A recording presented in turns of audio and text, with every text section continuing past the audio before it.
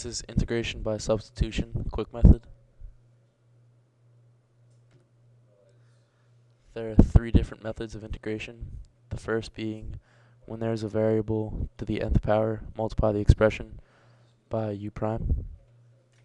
The second method is when e is raised to a variable, multiply by the variable prime. And when there's a fraction, take the derivative of the denominator and set the numerator equal to it.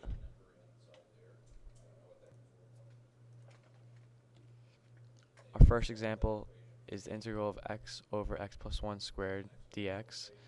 Our u is x plus 1 and our u prime is equal to 1. To get x, we must get x alone, so we subtract 1 and x is equal to u minus 1. To simplify the integral, bring x plus 1 squared to the numerator, which would make it x times x plus 1 to the power of negative 2 dx. Now we must replace the x with what x is equal to u minus 1. So the integral of u minus 1 times u to negative 2 dx simplifies to u to negative 1 minus u to negative 2 du, which you can simplify further by putting u to the bottom, which would equal to the integral of 1 over du minus u to negative 2 du.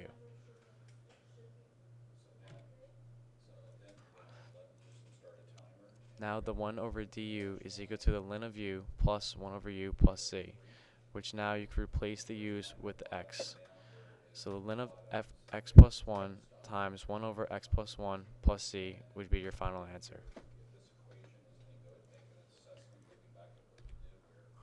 Our next example is the integral of 1 over radical x minus 1. Our u is radical x minus 1, and to isolate the x, we must move the radical x, move the u, square root both sides to get the x by itself. X equals u plus 1 squared, and then d of x equals 2 u plus 1 dx. Now we're going to replace the x with the u, so our original turns into integral of 1 over u times 2 u plus 1 du. That simplifies to 2 u plus 1 over u after we take the 2 out.